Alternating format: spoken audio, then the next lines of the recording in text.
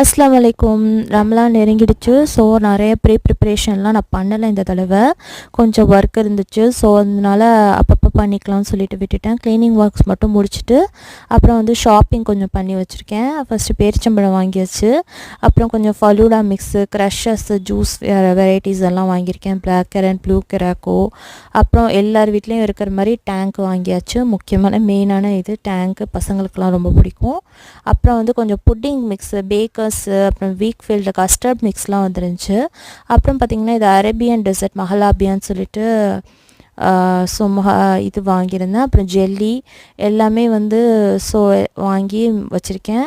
எல்லாம் வந்து முடிஞ்ச அளவு நான் வீடியோ எடுக்க ட்ரை பண்ணுறேன். எனக்கு டைம் இல்லை. ஸோ இன்ஷா அல்லாஹ் நான் வந்து முடிஞ்ச அளவுக்கு அப்டேட் பண்ணுறேன்.